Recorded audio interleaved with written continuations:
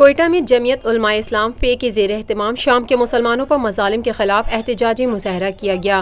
جمعیت علماء اسلام کے ضلعی امیر حافظ حمداللہ کی قیادت میں کیے جانے والے مظاہرے میں KUI کے کارکنان نے بڑی تعداد میں شرکت کی۔ مظاہرین نے ہاتھوں میں پارٹی پرچم اور پلے کارڈز اٹھا رکھے تھے جن پر شام میں جاری قتل عام کے خلاف نعرے درج تھے۔ مظاہرین کا کہنا تھا کہ شام میں بے گناہ مسلمانوں پر مظالم کی مذمت کرتے ہیں۔ شام میں جاری مظالم کا اقوام متحدہ نوٹس لے۔ مظاہرین کا مزید کہنا تھا کہ حکومت پاکستان شام کے مظلوم لوگوں کی مدد کرے۔ پاکستان مسلمان بھائیوں کو خوراک اور ادویات فراہم کرے۔ اس موقع پر ذرائع ابلاغ عامہ کے نمائندے سے گفتگو کرتے ہوئے مظاہرے میں شریک ایک شخص کا کہنا تھا، جو شام پہ جو بربریت اور مظلوم انسانوں پہ جو ظلم ہو رہا ہے اس کو میں بہت سخت الفاظ میں سے مذمت کرتے ہیں، اور میں اقوام متحدہ یعنی جو حافظ صاحب نے جو باتیں کہ جو اداروں کا نام اس نے یاد کر دیا، اس سے میں یہ عرض کرتا ہوں کہ ان کے خلاف آپ خود ایکشن لیں، کیونکہ یہ دہشت گردی نہیں ہے شام ہے۔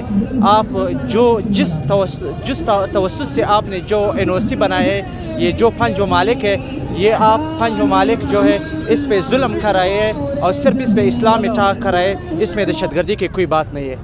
یہ ہمارا برادرانہ مطالبہ، یہ عاجزانہ مطالبہ ہے کہ میرے کارکنوں کو تنگ نہ کریں۔ پاکستان بھر میں نمائندگان کا وسیع نیٹ ورک، ہر خبر جاننے کے لیے دیکھتے رہیے TNN TV۔